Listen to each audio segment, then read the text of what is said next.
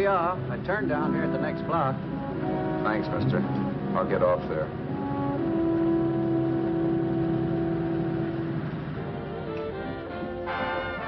Want anything else? No. Hey, you.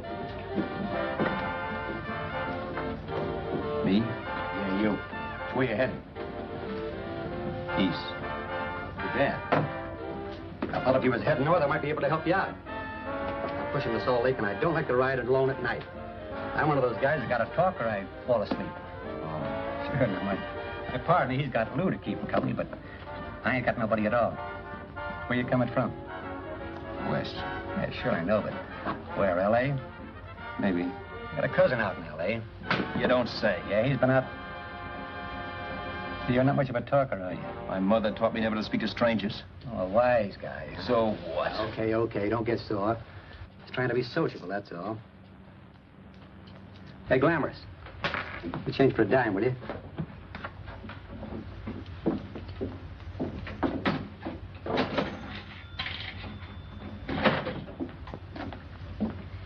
Let's have something quieter this time, Joe. My head's splitting. Is that what's wrong with it? Done with your coffee? No. And don't rush me, will you?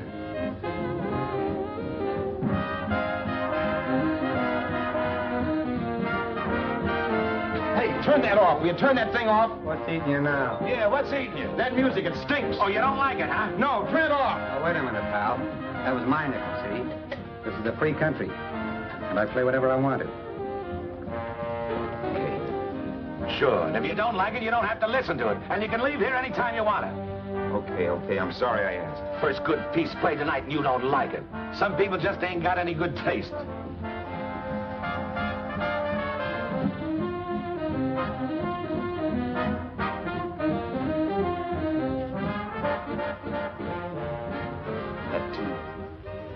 That tune.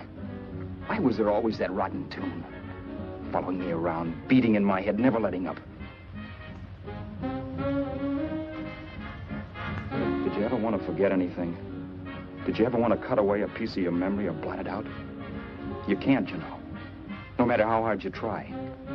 You can change the scenery. But sooner or later, you'll get a whiff of perfume or somebody will say a certain phrase or maybe hum something.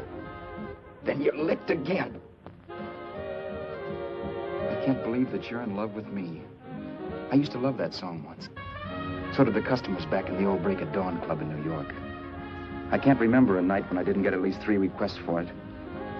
Sue, she was always selling it too. Those were the days.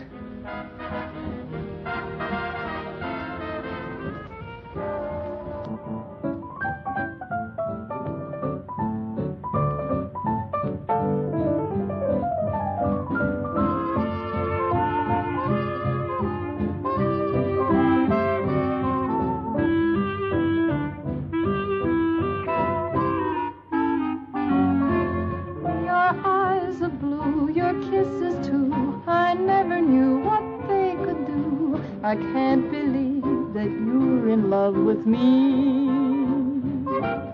You're telling everyone you know that I'm on your mind each place you go. They can't believe that you're in love with me. I have always placed you far above me. I just can't imagine that you love me. And after all is said and done, to think that I'm the lucky one, I can't believe that you're in love with me.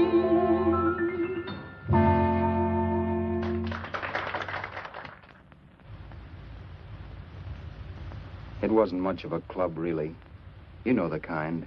A joint where you could have a sandwich and a few drinks and run interference for your girl on the dance floor. I pounded the piano in there every night from 8 until the place closed up, which usually meant 4 in the morning. A good job as jobs went in those days. Then, too, there was Sue, who made working there a little like working in heaven. But how we felt about each other, well, there was nothing very unusual in that. I was an ordinary healthy guy, and she was an ordinary healthy girl, and when you add those two together, you get an ordinary healthy romance, which is the old story. Sure. But somehow, the most wonderful thing in the world.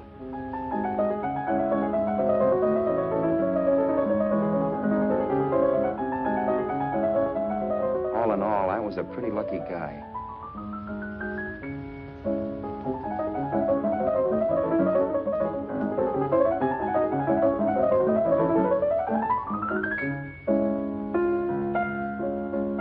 Mr. Paderewski, I presume. It's beautiful. You're going to make Carnegie Hall yet, Al? Yeah, as a janitor. I'll make my debut in the basement. I don't blame you for being bitter, darling, but you mustn't give up hope. Why, someday... Yeah, someday. If I don't get arthritis first. In the meantime, let's blow this trap.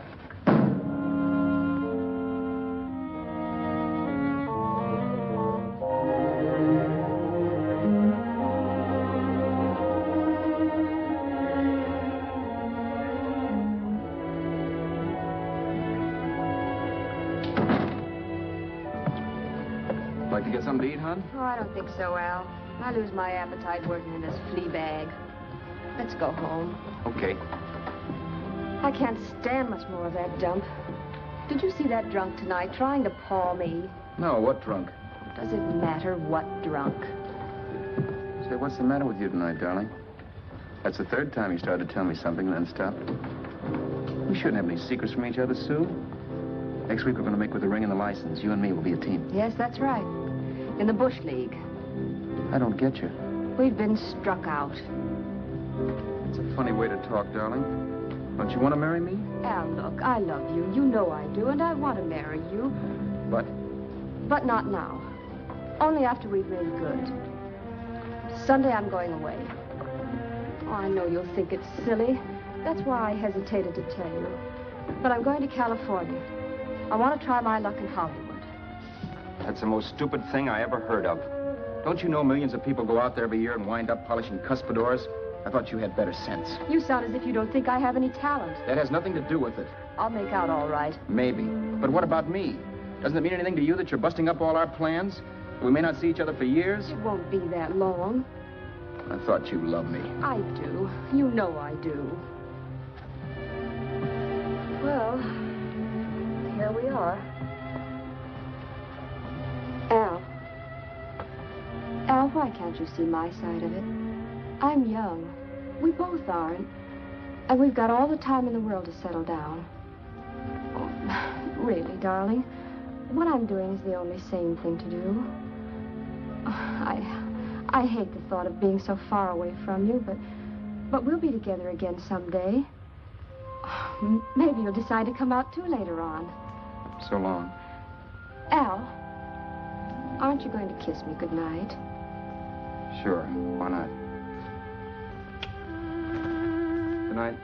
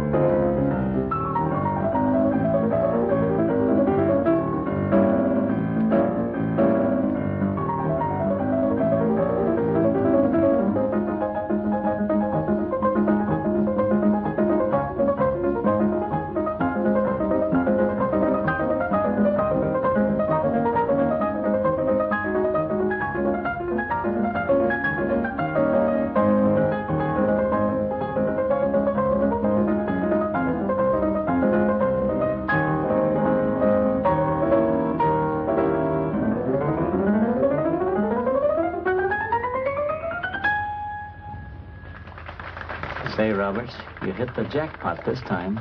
$10. Thanks.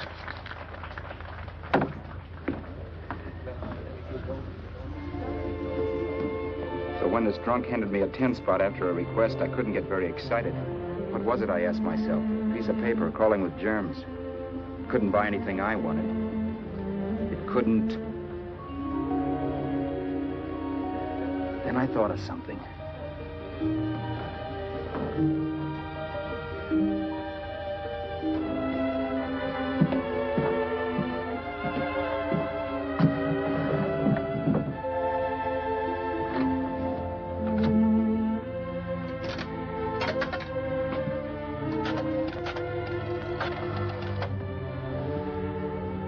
Long distance.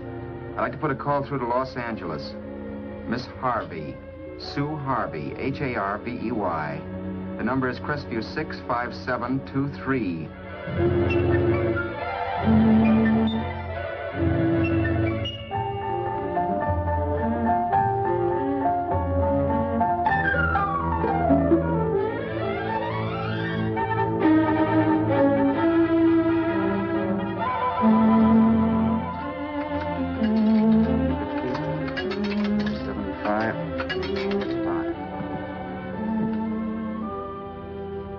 Hello, Sue?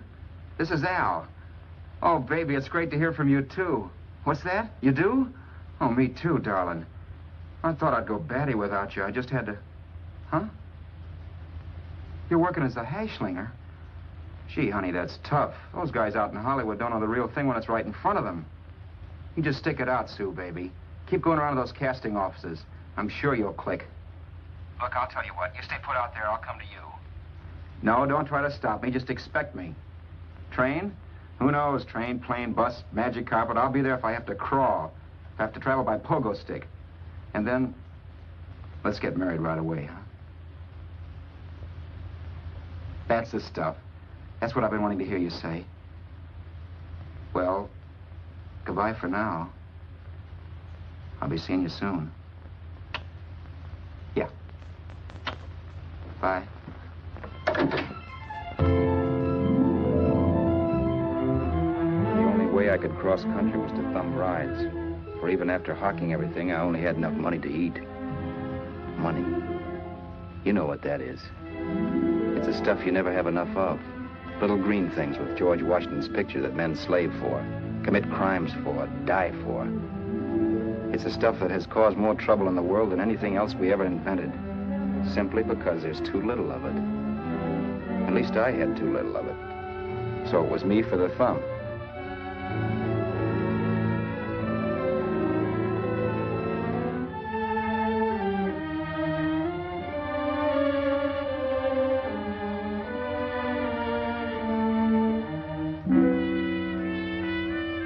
Ever done any hitchhiking?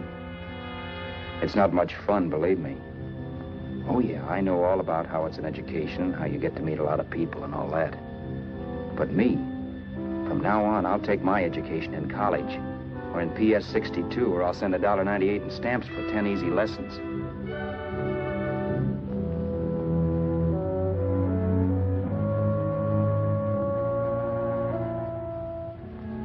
Thumbing rides may save you bus fare, but it's dangerous.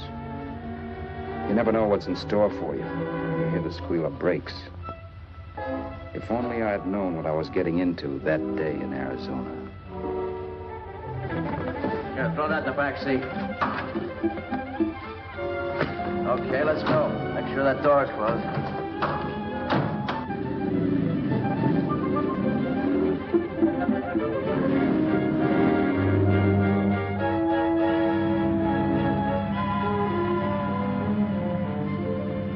Emily Post ought to write a book of rules for guys thumbing rides. Because as it is now, you never know what's right and what's wrong. We rode along for a little while, neither one of us saying anything. I was glad of that. I never know what to say to strange people driving cars. Then, too, you can never tell if a guy wants to talk. A lot of rides have been cut short because of a big mouth. So I kept my mouth shut until he started opening up. Hand me that little box in the compartment, will you, pal? Hold the wheel, will you?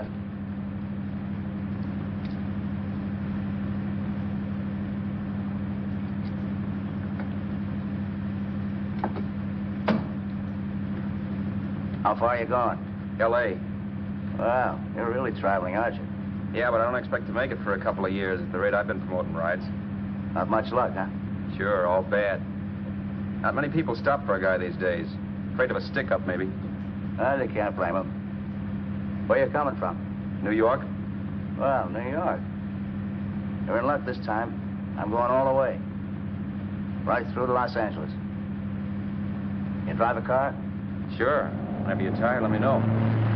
I'll holler. I guess at least an hour passed before I noticed those deep scratches in his right hand. They were wicked. 3 puffy red lines about 1/4 of an inch apart. He must have seen me looking at them because he said, Beauties, aren't they? They're gonna be scars someday. What an animal. Whatever it was, it must have been pretty big and vicious to have done that. Right on both counts, New York. I was tussling with the most dangerous animal in the world. A woman. She must have been Tarzan's mate. Looks like you lost the bout. Certainly wasn't a draw. You know, there ought to be a law against dames with claws. Yeah. I tossed her out of the car in her ear. Was I wrong? Give a lift to a tomato, you expect her to be nice, don't you? Yeah. After all, what kind of dame son rides? Sunday school teachers? Yeah. A little witch. She must have thought she was riding with some fall guy. And me, who's been booking horses around racetracks since I was 20. I've known a million dames like her. 2 million. Yeah. Stopped the car, opened the door. Take it on the yard, the Duffy sister, I told her. That's the stuff. As that was done, huh? But if you want to see a real scar, brother, get a load of this. Wow. I got that one dueling. Dueling? Yeah, we're just kidding, of course. My dad owned a couple of Franco-Prussian sabers. Kept them on the wall for decorations. Well, one day, the kid and I took them down when the old man wasn't around. Had a duel. He got me in the arm here. Pretty mean cut. Infection set in later. Yeah, I can see that. Now, give me that box again, will you? Yeah.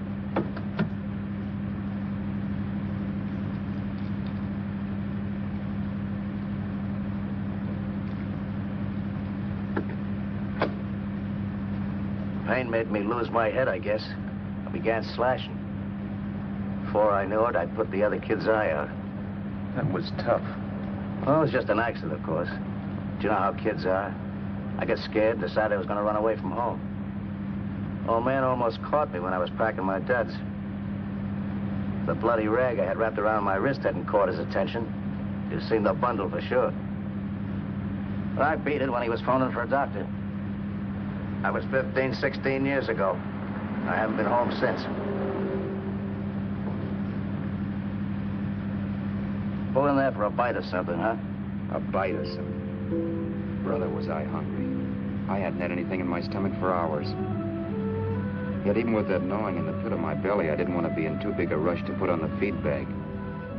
First, I had to make sure this guy knew the score. If I got him down on me, goodbye ticket to Hollywood. I'll wait out here for you, mister. Well, if it's the money, don't worry about paying for it. This time it's on me.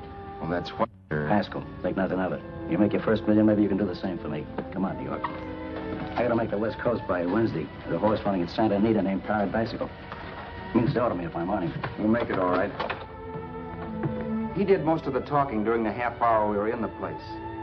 I ate. He rambled on about his old man, whom he hadn't heard from since he ran away as a kid. Now he happened to become a bookie. And then all about how he got rooked in Miami. One race, 38 grand. They cleaned out my book. How do you like that? That was tough luck. Yeah, and I'm supposed to be the smart guy. Well, you just wait. I'm going back to Florida next season with all kinds of jack. And you watch those stinkers run for cover. Want anything else? No, thanks. I've had plenty.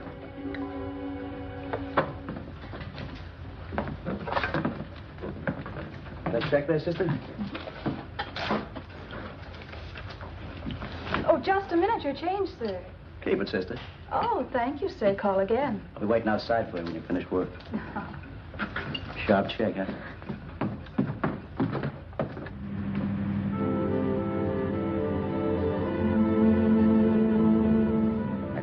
at night while Haskell slept like a log. After a while, I began to get sleepy myself. I was happy, though. Soon I'd be with Sue again. The long trip was practically over, and there'd be no more hoofing it down the concrete. I began to think of the future, which couldn't have been brighter if I'd embroidered it with neon lights. It was nice to think of Sue shooting to the top. It's amazing what a full belly can do to your imagination. Your eyes are blue, your kisses too. I never knew what they could do. I can't believe that you're in love with me.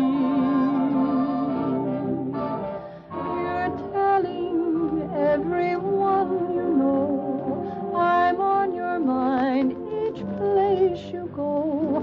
I can't believe that you're in love with me.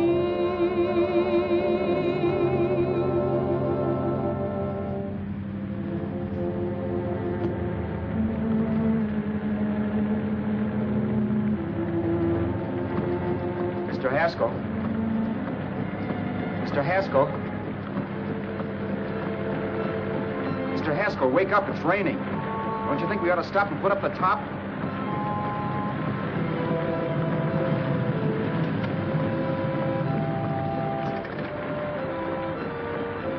Mr. Haskell, I'm going to put up the top.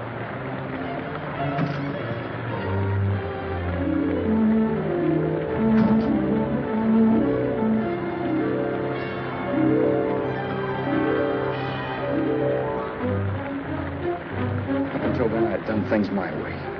But from then on, something else stepped in and shunted me off to a different destination than the one I had picked for myself. But when I pulled open that door... Mr. Haskell, what's the matter? Are you hurt? Are you hurt, Mr. Haskell? Start your sermon. I'll listen to it. But I know what you're going to hand me even before you open your mouths. You're going to tell me you don't believe my story of how Haskell died and give me that don't make me laugh expression on your smug faces. I saw at once he was dead, and I was in for it. Who would believe he fell out of the car? Why, if Haskell came too, which of course he couldn't, even he would swear I conked him over the head for his dough. Yes, I was in for it. Instinct told me to run, but then I realized it was hopeless. There were lots of people back down the road who could identify me. That gas station guy and the waitress. I would be in a worse spot then, trying to explain why I beat it. The next possibility was to sit tight and tell the truth when the cops came. But that would be crazy. They'd laugh at the truth. And I'd have my head in the noose. So what else was there to do but hide the body and get away in the car? I couldn't leave the car there with him in the gully. That would be like erecting a tombstone.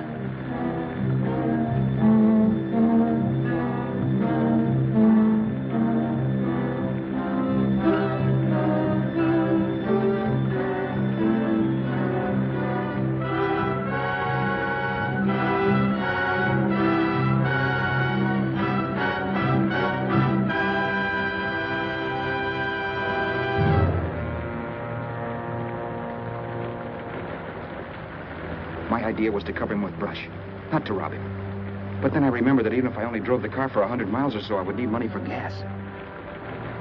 Besides, it was stupid of me to leave all that money on a dead man. Not only that, I'd have to take his driver's license in case I was stopped for something. I didn't like to think about it, but by that time I'd done just what the police would say I did, even if I didn't. My clothes. The owner of such an expensive car would never be wearing them. Some cop might pull me in on suspicion.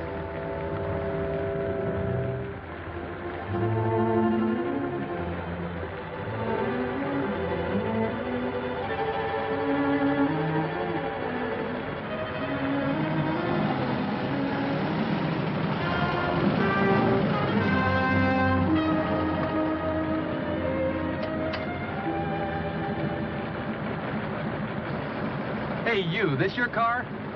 Don't you know better than to leave a car with the wheels halfway in the middle of the road? That's the way accidents happen. I'm sorry, officer. I was just putting up my top. I didn't think. Well, the next time, think. I'll let you go now, but watch your step in the future. I know that's a lonely stretch, but cars come by here once in a while, and we have plenty of crack-ups. Thanks, officer.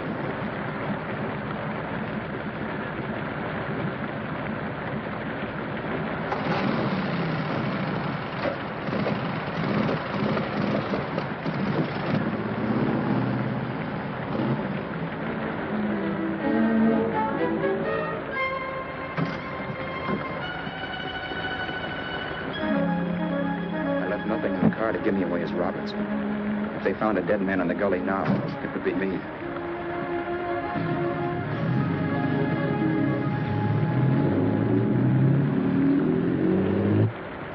As I drove off, it was still raining, and the drops streaked down the windshield like tears. I kept imagining I was being followed and that I could hear sirens back in the distance.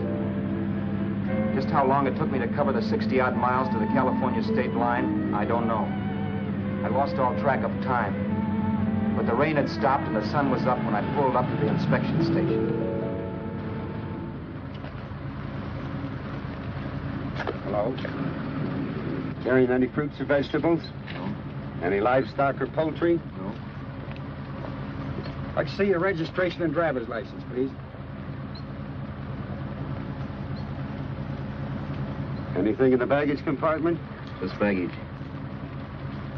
Charles Haskell, Jr., age 30, brown eyes, dark hair. Identifying marks, none. Are you Charles Haskell, Jr.? Yes.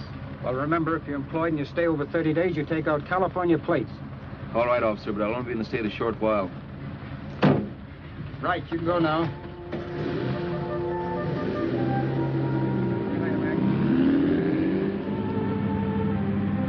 I couldn't drive any farther without some sleep. Cops or no cops, I knew I had to hit the hay and hit it hard. I was dead tired.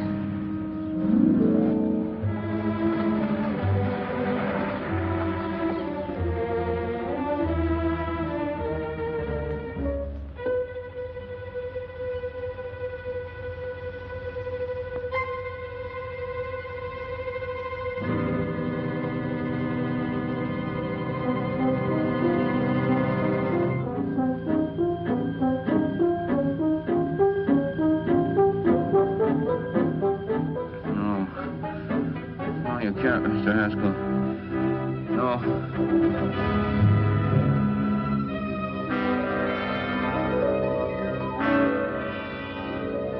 Mr. Haskell, you can't die. I think I did it. No, Mr. Haskell. No.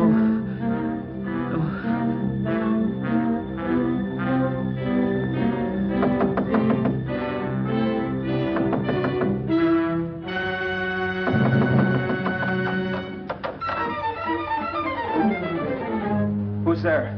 It's the maid. Can I come in and clean? Later. In a half hour. All right, sir.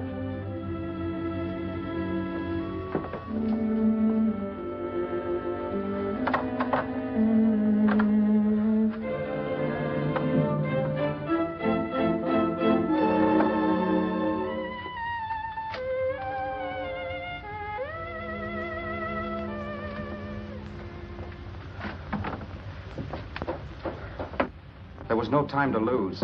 Every minute I had to be Charles Haskell was dangerous. And I'd have to be Charles Haskell until I got to some city where I could leave the car and be swallowed up.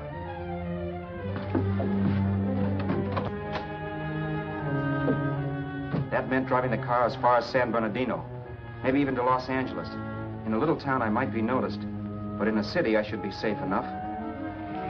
Then, after I ditched the car, I could go on to Sue. But those 5 minutes at the state line made me realize it might be a good idea to find out a little bit about Mr. Haskell. Then if anybody asked me questions, I could give the right answers. The first thing I found out was that I had $768. This was a lot of jack, but believe me, it was the kind of money I'd rather not have.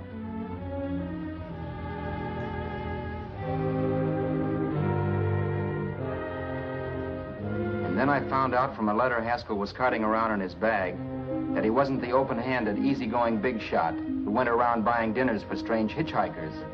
Before I got done reading it, I saw him more as a chiseler. It was written to his old man in California, the one he hadn't seen in so many years. In it, Haskell posed as a salesman of hymnals, of all things. It was easy to see where Haskell expected to raise a new stake for his book in Miami by rooking his old man. That was about all I found out from his effects, and it was enough. I told myself, maybe old man Haskell was lucky his son kicked off. He would never know it, but it saved him from taking a flyer in sacred literature preferred.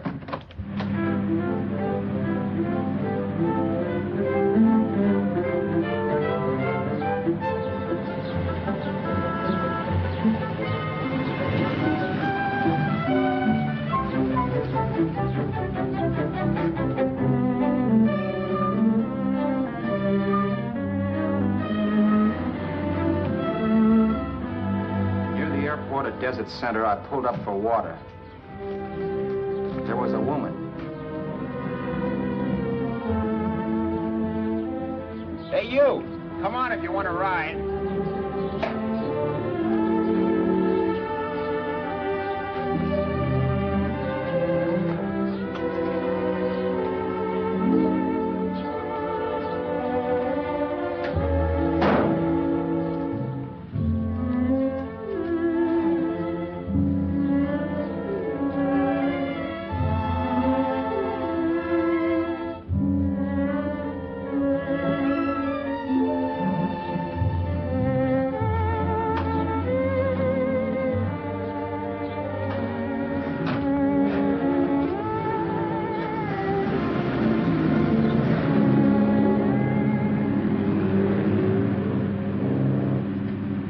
How far are you going? How far are you going? That took me by surprise, and I turned my head to look her over. She was facing straight ahead, so I couldn't see her eyes. But she was young, not more than 24.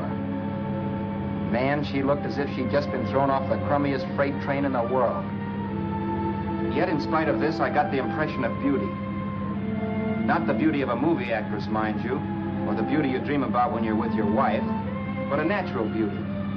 A beauty that's almost homely because it's so real. Then suddenly she turned to face me. How far did you say you were going? Los Angeles? L.A.? L.A.'s good enough for me, mister. That's what I was afraid of. What'd you say? Oh, nothing, just thinking out loud. People get in trouble for doing that. What's your name? You can call me Vera if you like. You live in Los Angeles? No. Where are you coming from? Oh, back there. Needles? No. Oh, sure, Phoenix. You look just like a Phoenix girl. Are the girls in Phoenix that bad? The girl must have been pretty tired, because she fell asleep not 20 minutes after she stepped into the car. She lay sprawled out with her head resting against the far door, like Haskell. I didn't like that part of it much, but I didn't wake her up. It wasn't that this girl still worried me. I'd gotten over that funny feeling I had when she looked at me, which I put down as just my jangled nerves. With her eyes closed and the tenseness gone out of her, she seemed harmless enough. And instead of disliking her, I began to feel sorry for her. The poor kid probably had had a rough time of it. Who was she, anyway? And why was she going to Los Angeles? And where'd she come from in the first place? The only thing I knew about her was her name. Not that it made any difference. A few hours more and we'd be in Hollywood. I'd forget where I parked the car and look up Sue. This nightmare of being a dead man would be over. Who this dame was, well, it was no business of mine. Where did you leave his body? Where did you leave the owner of this car? You're not fooling anyone. This buggy belongs to a guy named Haskell. That's not you, mister. You're out of your mind. That's my name, Charles Haskell. I can prove it. It's my driver's Save license. yourself the trouble, mister. Having Haskell's wallet only makes it worse. It just so happens I rode with Charlie Haskell, all the way from Louisiana. He picked me up outside of Shreveport. You rode? You heard me. Then it all came back to me. All the talk about dueling and scars and scratches. There was no doubt about it. Vera must be the woman Haskell had mentioned. She must have passed me while I slept. Well, I'm waiting. My goose was cooked. She had me. That Haskell guy wasn't dead yet. He wasn't stretched out stiff and cold in any Arizona gully. He was sitting right there in the car, laughing like mad while he haunted me. Well? There was nothing I could say. It was her move. Vera, whatever her name was just my luck picking her up on the road. It couldn't have been Helen, or Mary, or Evelyn, or Ruth. It had to be the very last person I should ever have met. That's life. Whichever way you turn, fate sticks out a foot to trip you.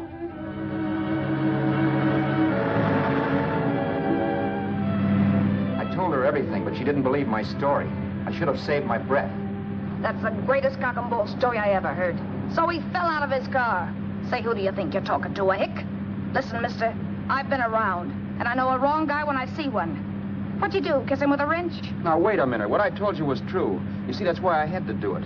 You think I killed him. Well, the cops would have thought so, too. Yeah, well, maybe they still think so. What makes you so sure I'll shut up about this? Sure, I'm innocent. Give me a break, will you? It won't do me any good having you pinched. The cops are no friends of mine. Now, if there was a reward, but there isn't. Thanks. Don't thank me yet. I'm not through with you by a long shot. Let's see that roll.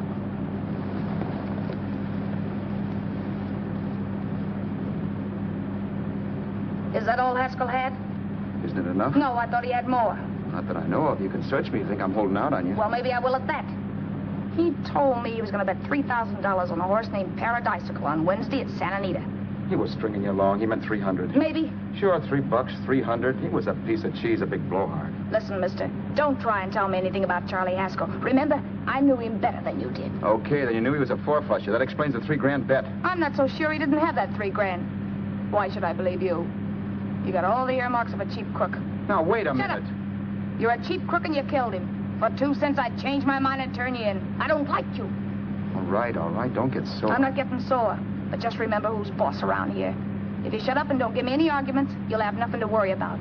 But if you act wise, well, mister, you'll pop into jail so fast it'll give you the bends. I'm not arguing. Well, see that you don't. You know, as crooked as you look, I'd hate to see a fella as young as you wind up sniffing that perfume that Arizona hands out free to murderers. I'm not a murderer. Of course you're not. Haskell knocked his own head off. He fell, that's how it happened, just like I told you. Sure, and then he made you a present of his belongings. I explained why I had to do that. Doesn't make a difference one way or another. I'm not a mourner. I liked Haskell even less than I like you.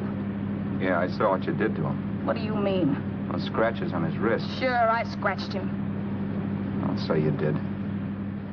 So your idea was to drive the car a little way, maybe into San Bernardino, and then leave it. You weren't going to sell it? Sell it? You think I'm crazy? Somebody else's car? See, all I want to do is leave it somewhere and forget I ever saw it. Not only don't you have any scruples, you don't have any brains. I don't get you. Maybe it's a good thing you met me. You'd have got yourself caught, sure. Why, you dope. Don't you know a deserted automobile always rates an investigation? Huh? Look, the cops find a car. Then they get curious. They wonder where the owner is. So, all right, they don't trace Haskell. They trace you. I never thought of that.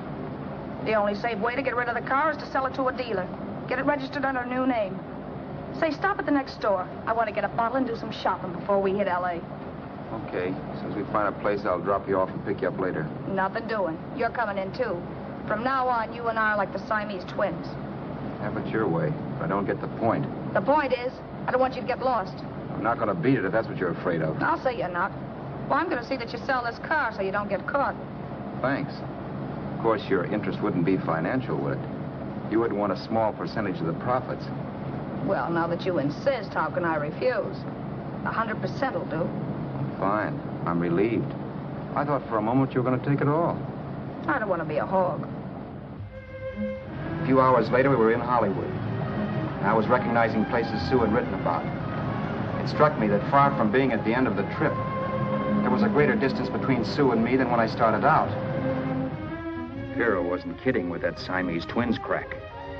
She rented a little apartment as Mrs. Charles Haskell. When I objected to this, she explained that it was on account of the car. A dealer might think something was funny if he called and found we were using different names.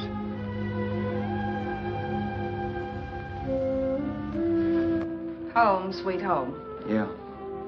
Not bad, either.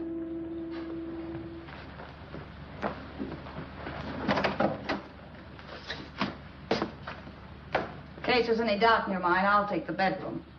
Yeah. Sure is stuffy in here.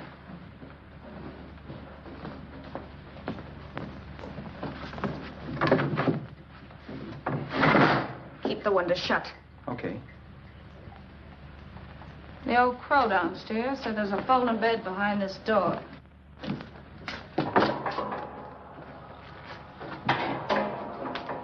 You know how to work it? I invented it. Some joint. One can't have everything.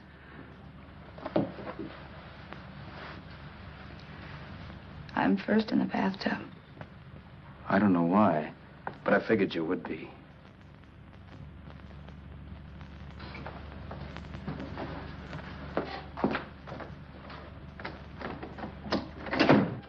Boy, oh boy. It sure feels good to be clean again. I must be 10 pounds lighter. You must be. Well, hitching rides isn't exactly the way you keep your schoolgirl complexion. I wish that guy with the sax would give up. Gets on my nerves. Forget it. Have a drink. Aren't you afraid I might take you up on it? If I didn't want to give you a drink, I wouldn't have offered it. Why be sorry, Ed Roberts? You got yourself into this thing. You should be grateful I'm not turning you in. Why, if I wasn't regular, you'd be in the pen this minute, being photographed, fingerprinted, and being pushed around by the cops. So cheer up. Get rid of that long puss. Or is your conscience bothering you?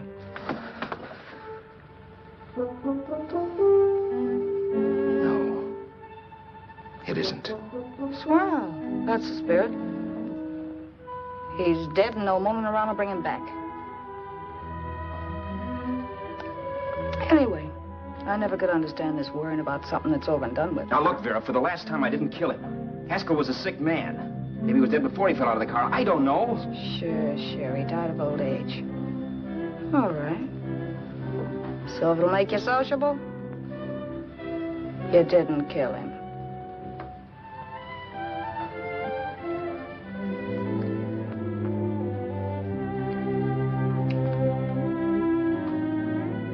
Thanks.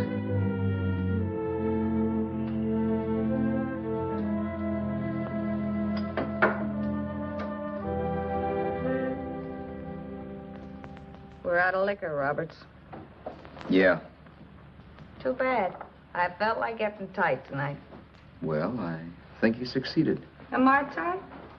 As a prima donna's corset. That's good. I wanted to get tight. Why? What have you got to get tight about? Oh, I don't know. Few things. Huh. You should have my worries. If I had your troubles, I'd stay sober. And I've got the key to that door. Yeah. Maybe you're right. I'm always right. You know, I don't like your attitude, Roberts. Well, there's a lot of things I don't like. Sure. But life's like a ball game.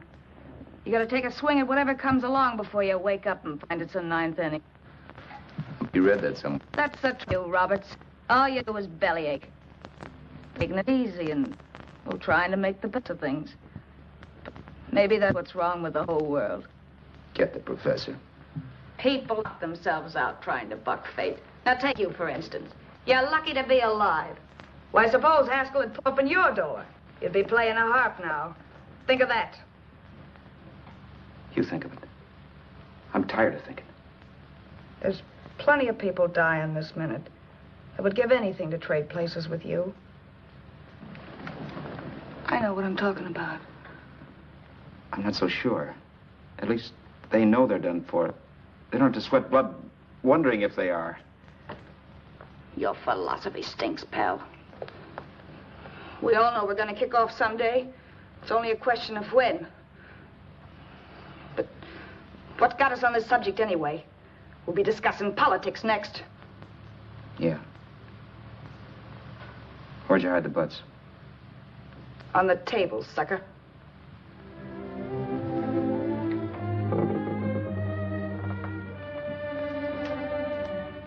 We bored each other with conversation for a couple of hours longer. Every 5 minutes, one of us was wishing we had another bottle or a radio or something to read. Then finally, we ran out of chatter. I know it's only 11 o'clock, but I want to get up early and make the rounds of the used car lots. No hurry about that. We've got all the time in the world. Maybe you have, but if you think I want to stay cooped up in this place any longer than I have to, you're batty. It's not a bad place. Pay plenty for diggings like this in New York. I wouldn't like it if it was the Ritz.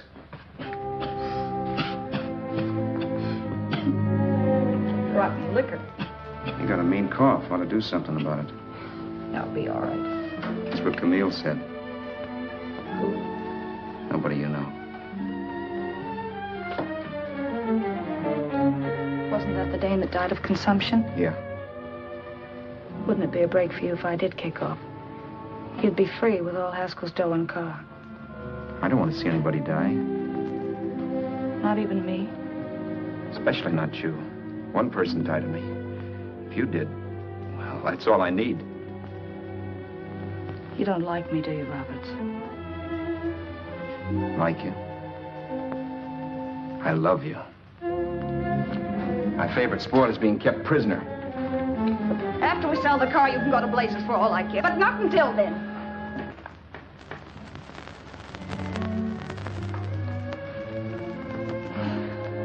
I'm going to bed.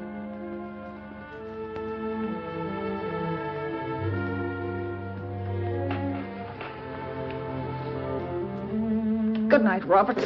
Don't try and sneak away during the night. All the doors are locked. Anyway, if I find you gone in the morning, I'll notify the police. They'll pick you up. Don't worry, I know when I'm in a spot. Well, good night. I hope that portable rack isn't too uncomfortable for you. Don't lose any sleep over it, will you, Vera?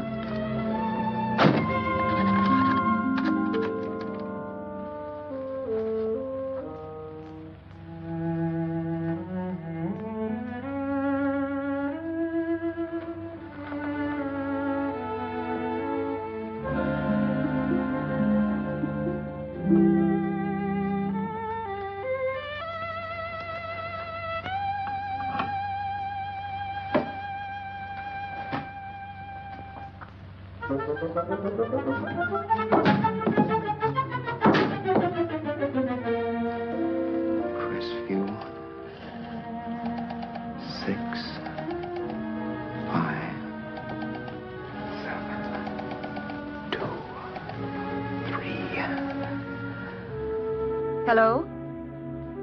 Hello? Hello? Hello?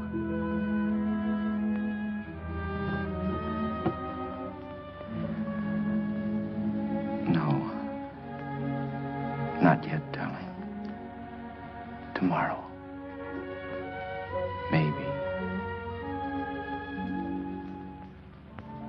If this were fiction, I would fall in love with Vera, marry her, and make a respectable woman of her. Or else she'd make some supreme Class A sacrifice for me and die. Sue and I would bawl a little over her grave and make some crack about there's good in all of us. But Vera, unfortunately, was just as rotten in the morning as she'd been the night before.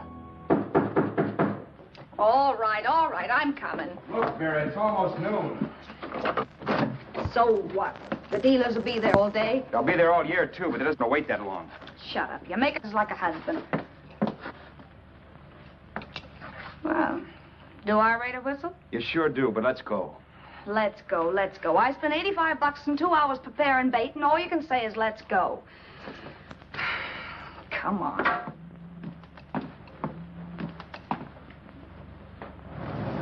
We passed a few used car lots last night down this way. What do you think we can get for this heap? I don't know. Plenty. He'd let me handle everything. Think we can get $2,000? I don't know, but don't worry. I'll squeeze as much out of this guy as I can. If I let it go cheap without a fight, he might think we've stolen the car. And listen, don't make any slips and call me Roberts. That'll cook us. I don't need you to tell me that. You better just sit by and keep your mouth closed. Remember, we're both in the soup if anything happens. Forget it and drive. You're my wife, Vera Haskell. Look, after the deal's closed, let's go back to that place on Hollywood Boulevard where I saw the fur jacket. I want to buy it. After the deal's closed, I'm saying goodbye to you. That's right, I forgot. I guess I'm getting kind of used to you. Well, that's a habit you could start breaking. Let's try this place in the middle of the block.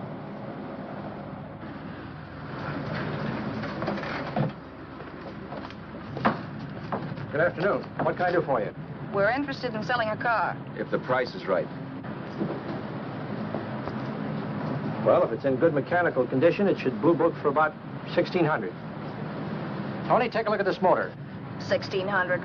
Are you kidding?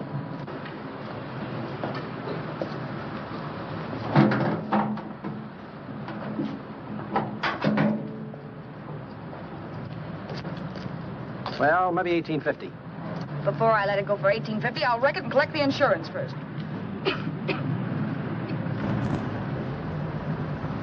Lady, this motor's seen a lot of driving.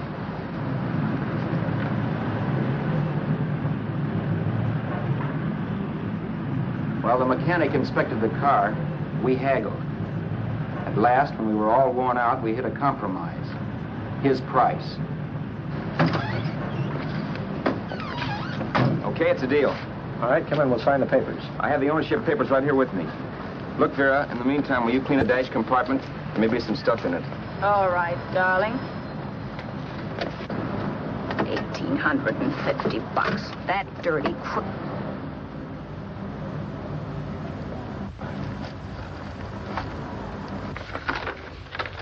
In New York, huh? Yeah. But you bought the car in Miami? Yeah. Well, now let's see about the insurance. We can either have it transferred or canceled. What kind of insurance do you have, Mr. Haskell? Well, aren't all the papers there? I don't see any. Surely you know what type of insurance you carry in the car. The name of the company? Yeah, but, Well, if you'll just tell me the name of the company, I'd be very glad to take care of all the details. well, Did you sign the papers yet? not yet. Well, don't. We're not selling the car. Well, wait a minute, Mrs. Haskell. Come on, darling. What's the matter? Change your mind? Yes, I'm sorry. I guess I have. But, Vera... Let's go.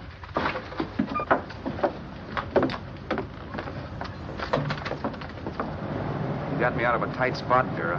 But I still don't understand all this. You will in a minute. I almost threw away a gold mine. 1850 isn't to be sneezed at. The car doesn't book for as much as I thought. We're not selling the car. You want to keep it. Now, wait a minute, Vera. You said yourself I wouldn't be safe until the car was in someone else's name. I'd like to be free of this mess when I go. That's just it, Roberts. You're not going. There's a drive-in at the next corner. Pull in there and we'll get a bite to eat. And I'll explain. What is this, another one of your brilliant ideas?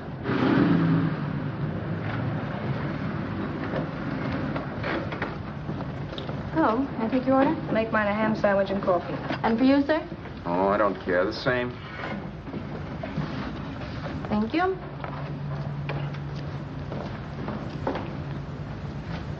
Get this, Vera. I've been pretty patient so far. I've done everything you asked me to do, but no more. Shut up. You've taken Haskell's money. You can have the dough we get from selling the car, but you're not going to keep me a prisoner. It's a good thing I bought the paper. Take a look at that. Vera, I'm in no mood. Read that.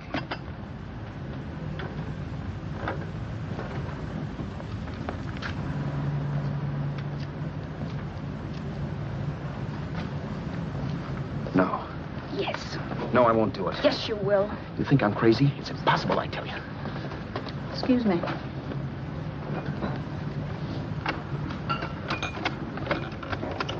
Blow the horn when you're through. No one could possibly get away with an act like that. It'd be wise to me in a minute. Don't be yellow. You look enough like him. The same coloring and the same build. See how his clothes fit you? No kidding, you almost had me fooled for a while. Oh, grow up, Vera. Don't you think a father knows his own son? And there must be other relatives. The father won't have to know you. We'll wait till he gives up the ghost. He's an old geezer and he won't pull through. And as far as other relatives are concerned, they haven't seen you in 15 or 20 years. Eat. I'm not hungry. And I won't do it. It's not as tough as it sounds. Remember, you've got all kinds of identification. His car, letters, license. I could never get away with it. It's the stupidest thing I've ever heard. The old boy has scads of dough. Look in the paper there. Personal fortune assessed at over 15 million. He'll leave plenty, I tell you. Maybe he cut off his son. How do we know? It's out, Vera. I won't have anything to do with it. I think you will. Look, Vera, I'll do anything within reason. But not that. So forget it. Or find yourself another stooge. You sap. You'll be fixed for the rest of your life as Charlie Haskell. You can take your inheritance and go away. No more worrying about the rent, no sweating, scheming, wondering where your next meal's coming from. Think about that, Roberts. Vera, please, you're talking too loud.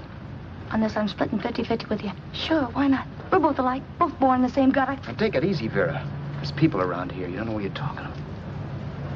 We'll wait till we read that old man Haskell's dead. Then you show up. Like you read in New York that he was sick. No. Suppose he doesn't die. He will. I know he will. Something tells me. But as much as I insisted I would have no part of her scheme, Vera was taking it for granted I would. Neither of us had our mind on the cards as we played that night. I knew we were just trying to kill time between newspaper editions. This was a death watch for Vera. Maybe it was for me, too. Don't you realize if I'm caught, they'll want to know where I got the car and stuff, and they'll have me on a murder charge. If you're smart, you won't get caught. I knock for 7. And if I'm caught, don't you realize you'll be out, too? 18 points. That gives me 30. How will I be out? You'll be out $1,850 we would have gotten on the car. Really, Vera, you'd be an awful chump if you threw away all that dough on a dizzy long shot. Let me sell the bus tomorrow. With the money it'll bring and what you've already got, a clever kid like you can run it up in no time. Then we'd both be in the clear. I'll be in the clear anyway. Maybe. Maybe. But if I got caught, I'd get good and sore at you, you know. You mean you'd squeal? Well, no, not squeal exactly. Never mind what you meant. Even if you did tell the cops I was in on it with you, what could they do to me? They might give me the same medicine they gave you. Yeah. A rope. But I'm on my way out. All they'll be doing will be rushing it. All right. But think of the $1,850 you'd lose. You'd kick yourself along the block if they let it get away from you. I'll take the chance. Want another drink? You're being a goon. That's the way people wind up behind the 8 ball. Once they get a few dollars, they become greedy and want more. My. Caesar. Who? You know that Roman general? He got his for being greedy. He wasn't satisfied, so the final wind-up was he took the count. A couple of days ago, you didn't have a dime. Why, you were so broke you couldn't pay cash for a postage stamp. Now you've got almost $700 with $1,850 in the offing. Take my advice. Don't try for more. I'm tired of this game. Let's have some blackjack. Play solitaire. Okay, I will if that's the way you feel about it. That's the way I feel about it. Getting sore and throwing things won't help much, Roberts. I'm really doing you a favor. I help you out of a jam by keeping my mouth shut. I show you how to make some soft money. And what thanks do I get? Thanks. Sure. Or would you rather call the cops and told him you killed a man and stole his money? I didn't kill anybody. Yes, you did. No, I didn't. You know I didn't. All right, then. Suppose I call the cops. If you're innocent, what do you got to be scared of? Okay. Call them, you mutt. Go ahead and call them. See if I care. At least they'll give me a square deal. You want me to call them? You heard me. But I'm warning you. If I'm pinched, I'll swear you were in on it. I'll say that you helped me. If I fry, I'll get even with you. You wouldn't dare. You're chicken. Yeah? Then try it and see. Call them. Yeah. Okay, I will.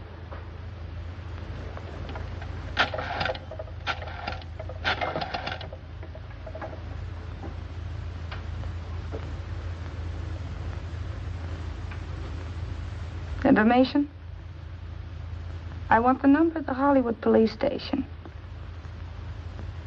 Okay, I got it. Thanks. Wait a minute, Vera. You wouldn't do that. Well, wouldn't do that, and I'll show you if I would. Take it easy now. Let's talk this over. This was early in the evening, and the conversation, while hectic, was at least pitched low. But as the minutes passed, and more obstacles to her plan popped into my head, the air got blue. Each word coming from our lips cracked like a whip. I reminded her that as Charles Haskell, I didn't even know my mother's name, where I'd gone to school, the name of my best friend, whether I had an Aunt Emma or not, my religion, and if I'd ever owned a dog.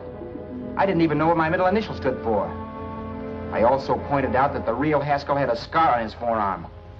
His people never saw that scar. He told me he ran away right after putting out the kid's eye. Yeah, but his father knew he was cut. It'd have to be some kind of a mark. So what? The old man's dead, or will be. I hope by tomorrow morning's papers. Anyway, you could cut yourself a little, couldn't you? Boy, for that kind of dough, I'd let you cut my leg off. You're drunk and you're crazy mad, Vera. Turn me in if you want to, but I won't get mixed up in this. Besides, how do we know Haskell was such a phony? Maybe it wasn't the man's son at all. Maybe he just dreamed it up. Well, dreaming or not, you won't be dreaming when the law taps you on the shoulder. There's a cute little gas chamber waiting for you, Roberts. And I hear extradition to Arizona's a cinch. Where's that phone? Vera! Leave me alone. Vera! Here. I want a phone. Call police. I hate you yellow stinker. You leave me alone. I'll let you alone when you promise to leave the phone where it is. You're drunk. You don't know what you're doing. You're hurting me. Will you promise? All right.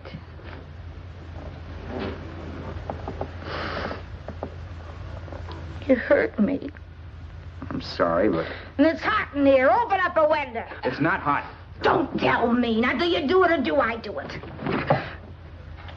You're no gentleman, see? Yeah. All right. I'll open up the window.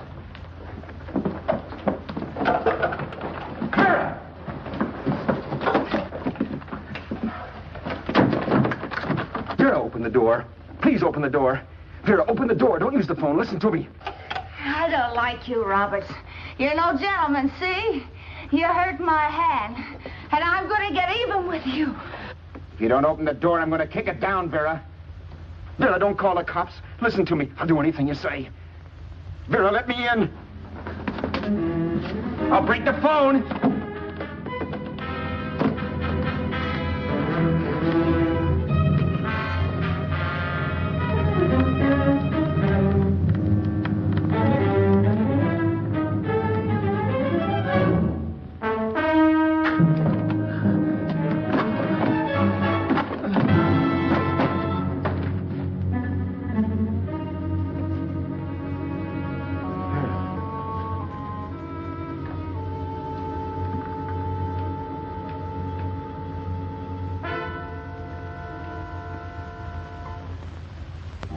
The world is full of skeptics.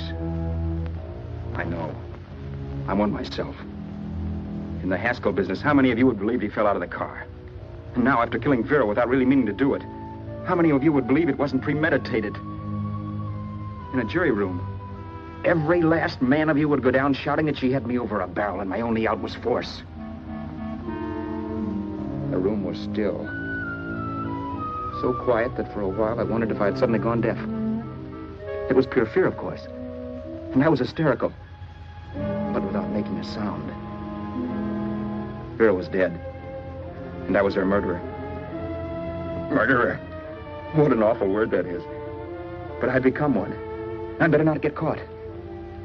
What evidence there was around the place had to be destroyed. And from the looks of things, there was plenty. Looking around the room at things we'd bought was like looking into the faces of 100 people who'd seen us together and who remembered me. This was the kind of testimony I couldn't rub out.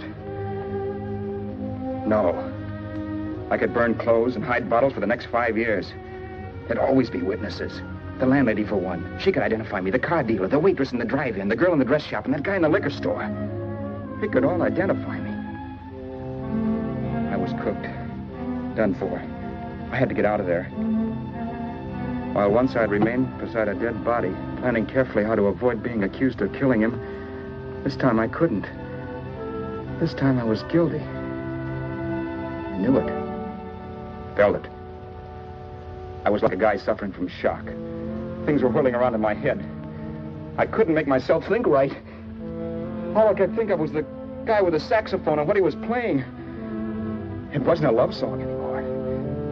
It was a dirge.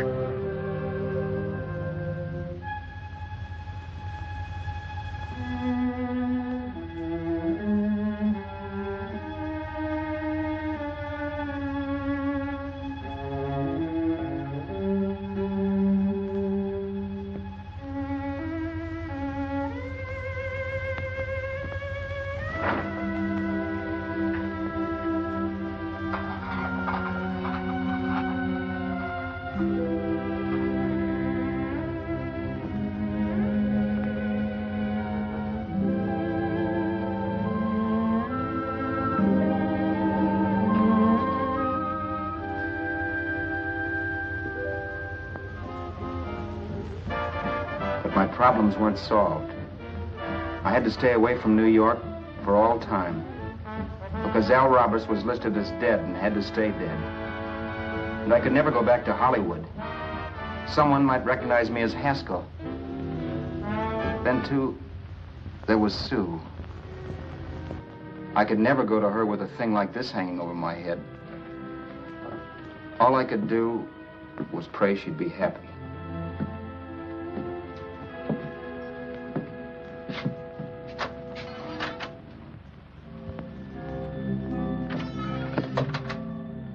I was in Bakersfield before I read that Vera's body was discovered, and that the police were looking for Haskell in connection with his wife's murder.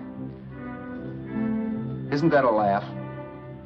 Haskell got me into this mess, and Haskell was getting me out of it. The police were searching for a dead man. I keep trying to forget what happened, and wonder what my life might have been if that car of Haskell's hadn't stopped. But one thing I don't have to wonder about. I know. Someday a car will stop to pick me up that I never thumbed.